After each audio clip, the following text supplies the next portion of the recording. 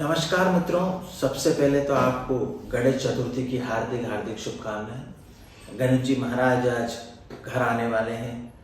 मैं आशा करता हूं कि गणेश जी सबके विघ्न को हर लें। विघ्न करता सब मंगल करता। आपके जीवन में मंगल ही मंगल हो, सब विघ्न आपके भगवान हर ले, ऐसी मेरी मनोकामना है। और प्रभु हम सबकी मुरादें पूरी करें, हम सबके कष्टों को ले जाए। श्री गणेश हमारे घर में आए, यही शुभकामना है। आज की कहानी क्राइम की कहानी नहीं है। आज की कहानी किसी अपराध की कहानी से जुड़ी हुई नहीं है, बल्कि आज की जो कहानी है वो एक ऐसे सिद्ध पुरुष की है जिसे आप सुनेंगे तो आपको महसूस होगा कि वाकई ऐसी ऐसी शक्तियाँ भी भारत में रही हैं। नमस्कार, आदाब, सत श्री अकाल। आप देख रहे हैं प्रदीप स्टोरी और मैं आपका दोस्त प्रदीप। आपने बहुत सारे साधु संतों के बारे में सुना होगा। कई साधु संत ऐसे हुए जिन्होंने भारत के लिए अच्छे काम किए, भारत का नाम किया। कई साधु संत ऐसे हुए जो पाखंड, बलात्कार, रेप के आरोप में जेल चले गए। अलग अलग व्यक्ति की अलग अलग सोच है, अलग अलग व्यक्ति की अलग अलग कहानी है। पर कई बाबा ऐसे हुए जिन्होंने भारत का नाम रोशन कर दिया। और एक आज मैं जो कहानी आपको सुनाने जा रहा हूँ वो ऐसे बाबा की है जो अपने आप को कभी भगवान नहीं मानते थे। उन्होंने कभी नहीं कहा कि मेरे पास शक्ति है, और जब भी कोई उनके आश्रम में आता, उन्हें भगवान कहता या उनके पेड़ छूने की कोशिश करता तो वो उसे वहाँ से भगा देते। उनका कहना था कि मैं कोई भगवान नहीं हूँ, मैं एक साधारण इंसान हूँ, तुम्हारी तरह आम आदमी हूँ। पर दुनिया के बड़े बड़े ताकतवर लोग, फेसबुक के मालिक, एप्पल के मालिक और गूगल के मालिक, जिन्हें अपना गुरु मानते थे, और स्टीव जॉब्स एप्पल ने बताया कि मैं बाबा को अपना गुरु मानता हूँ, तो सोचिए उन बाबा की शख्सियत क्या रही होगी जिन्हें पूरी दुनिया मानती है, पर वो उस बाबा को अपना गुरु मानते थे। बहुत सारी कहानियां हैं बाबा के बारे में, बहुत सारे चमत्कार हैं बाबा के बारे में। उनमें से कुछ चमत्कार और कुछ कहानियां मैं आपको आज बताऊंगा। एक बार यूएस में फेसबुक के हेडक्वार्टर में प्रधानमंत्री श्री नरेंद्र मोदी पहुंचे तो मार्क जुकरबर्ग ने बताया कि कई साल पहले जब फेसबुक में सब कुछ ठीक नहीं चल रहा था, मेरे जीवन में बहुत सारी उथल पुथल थी, तब स्टीव जॉब ने मार्क जुकरबर्ग को बताया कि भारत के उत्तराखंड में एक स्थान है कैची धाम, तुम वहाँ चले जाओ। तब मैं स्टीव जॉब के कहने पर भारत आया, कैची धाम गया, और जब मैं वहाँ पहुँचा तब तक बाबा समाधि ले चुके थे। बाबा को समाधि लिए हुए 32 साल हो चुके थे।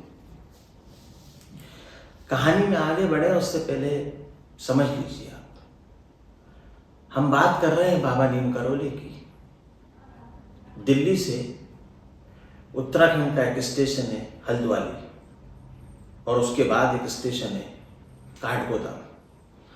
कैची धाम बाबा नीम करोली का आश्रम का स्थान है। वहाँ जाने के लिए आप यहाँ से दिल्ली, और दिल्ली से ट्रेन बदलकर हल्द्वानी पहुँच सकते हैं, या काठगोदाम उतर सकते हैं, और वहाँ से बस के द्वारा या अपनी टैक्सी के द्वारा बाबा के आश्रम पहुँच सकते हैं। बाबा के आश्रम का समय सुबह के 6 से शाम के 6 तक होता है।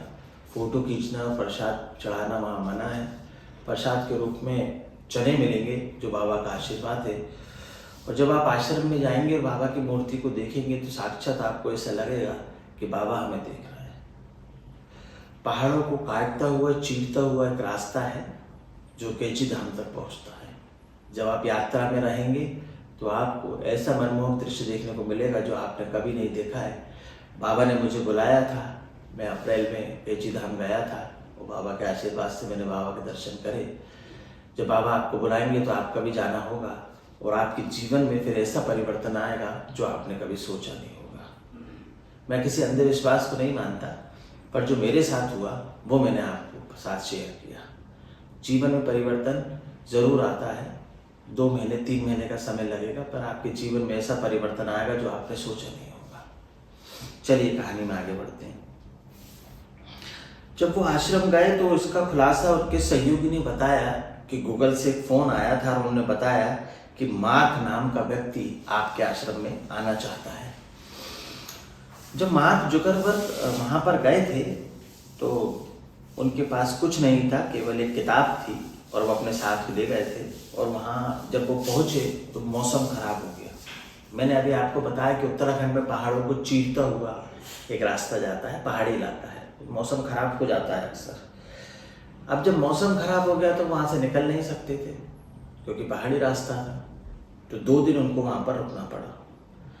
अब स्टीव जॉब जिनको गुरु मानते थे, मार्क जुकरबर्ग उनके कहने पे गए और कई मशहूर हस्तियां वहां पर गई। अब प्रश्न हमारे सामने ये उठता है कि बाबा नीम करौली के बारे में तो मैंने आपको बता दिया, पर आप सोच रहे होंगे कि बाबा नीम करौली कौन है, इतने फेमस क्यों हुए, वहाँ पर लोग क्यों जाते हैं, और बाबा को हम आज तक बाबा के बारे में क्यों नहीं जान पाए। हम इतने बाबाओं के बारे में जानते हैं, बाबा के बारे में टीवी पर आज तक क्यों नहीं देखा। तो इसका जवाब मैंने आपको पहले ही दिया कि वो ना तो अपने आप को भगवान मानते थे और ना कोई चमत्कारी मानते थे। उनका कहना था कि यदि मुझे भगवान कहोगे, मुझे चमत्कारी कहोगे, मेरे पैर छुओगे तो यहाँ से चले जाओ। मैंने आपको पहले बताया। तो आज मैं आपको उनके बारे में कुछ बताने की कोशिश करूँगा और कुछ उनकी ज़िंदगी से जुड़े हुए चमत्कार आपको बताऊँगा, तो आप उन्हें समझने की कोशिश करें। सबसे पहले बाबा का असली नाम जानते हैं। बाबा का असली नाम था लक्ष्मी नारायण शर्मा। बाबा का जन्म उत्तर प्रदेश के अकबरपुर गांव में 1900 के आसपास हुआ था।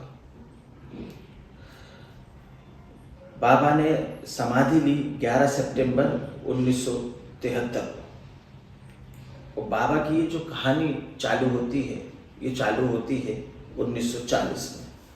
उत्तराखंड है, उत्तराखंड में एक भवानी एक जगह है और एक छोटी सी जगह है, वहाँ पर बाबा बैठे हुए थे सड़क के किनारे और एक व्यक्ति जानवर चरा रहा था।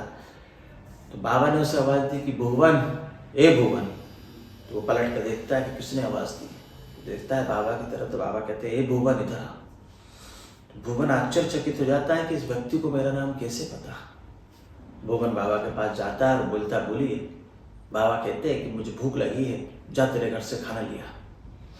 भुवन भगा भगा घर जाता है, अपनी माँ से कहता है कि माँ, एक बुजुर्ग व्यक्ति वहाँ बैठा हुआ है और मैंने उसको कभी नहीं देखा, पर उसने नाम लेके बुलाया और बोला जा तेरे घर पे खाना बनाया, खाना लेके आ। माँ ने दाल चावल रोटी बनाई थी। भुवन भगा भगा लेकर गया और कहता है कि लो बाबा खाना ले आया। और बाबा एक बात तो बताओ, तुम मेरा नाम कैसे जानते हो।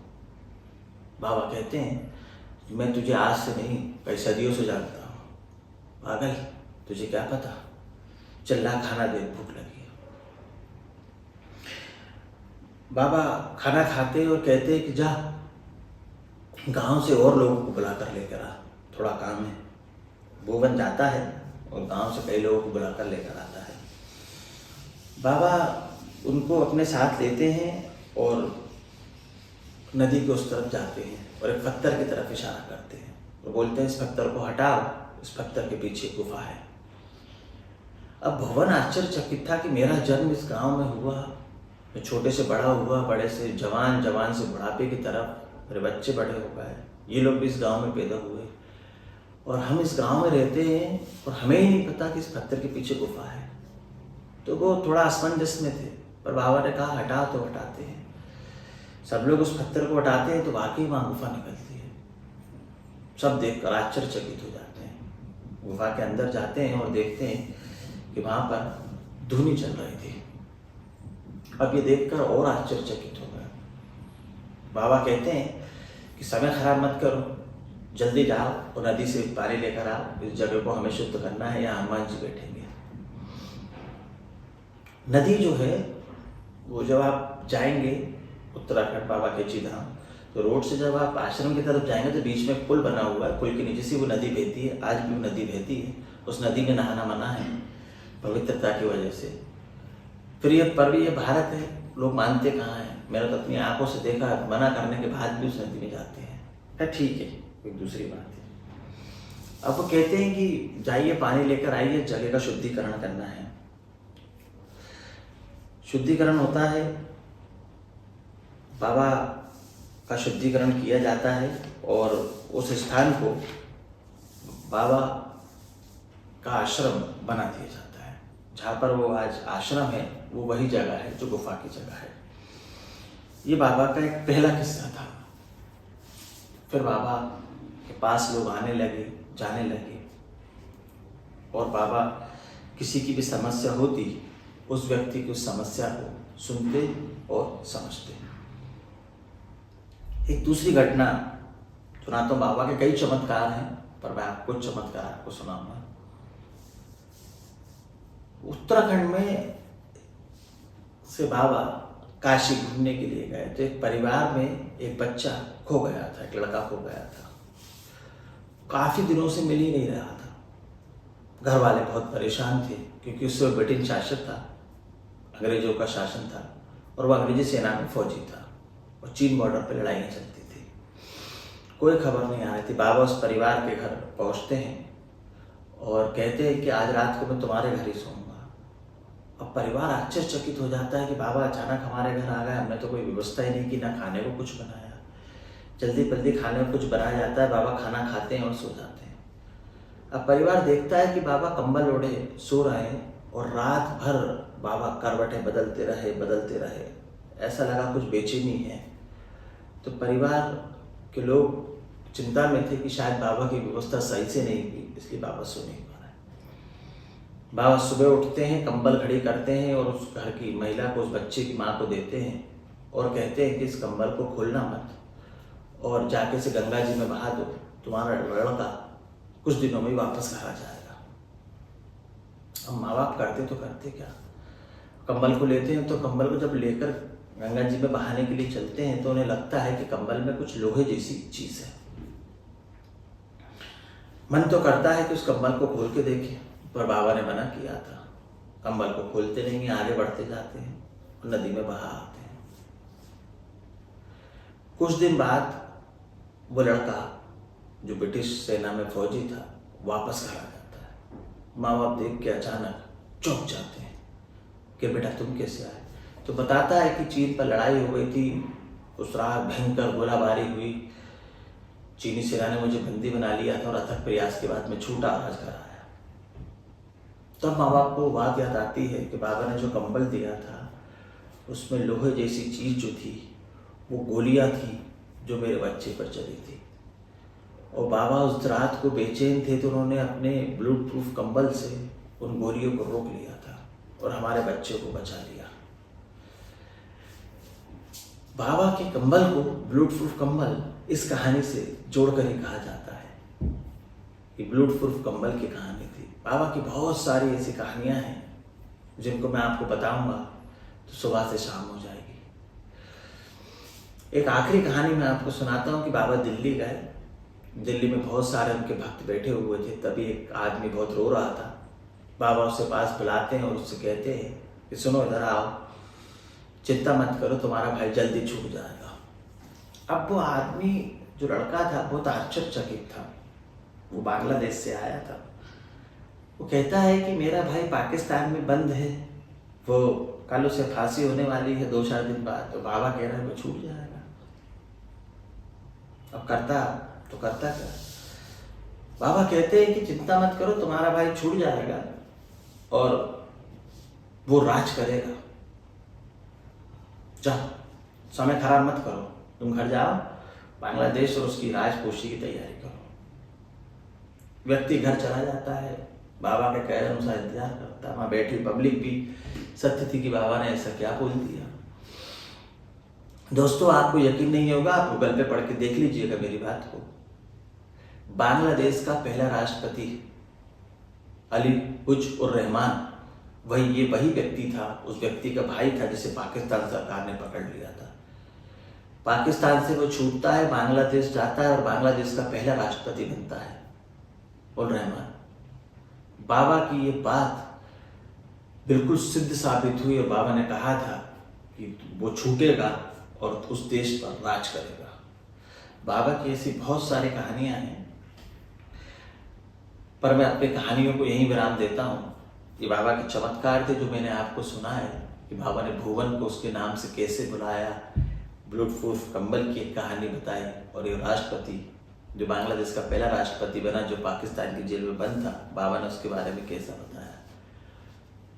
Steve jobs, mark Zuckerberg, Facebook के मालिक, गूगल के मालिक और बड़े बड़े हस्तियां आज भी बाबा को अपना गुरु मानते हैं, बाबा के आशीर्वाद देते हैं। अभी आपने देखा होगा कि विराट कोहली भी वहाँ पर गए थे और बड़े बड़े हस्तियां भी वहाँ पर जाती हैं। अगर आप बाबा के आश्रम कभी जाएंगे तो बाबा की मूर्ति बनी हुई है और बाबा आज भी कंबल ओढ़ते हैं। जिस ब्लूट प्रूफ कंबल की कहानी मैंने आपको सुनाई, और आप जाएंगे तो साक्षात ऐसे लगेगा कि बाबा आपको देख रहे हैं।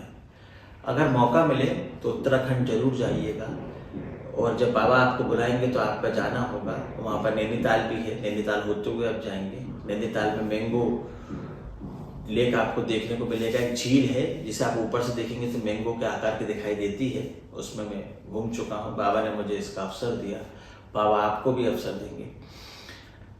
इस कहानी को सुनाने का उद्देश्य अंधविश्वास को फैलाना नहीं, किसी के अंदर आत्मा को दुखाना नहीं, मान सम्मान को ठेस पहुंचाना नहीं है, बल्कि आपको एक चमत्कारी संत के बारे में बताना था। अगली कहानी में फिर मुलाकात होगी। कहानी अच्छी लगे तो लाइक करें, चैनल को सब्सक्राइब करें और अन्य लोगों तक भेजें ताकि यूट्यूब इस कहानी को आगे बढ़ा सके।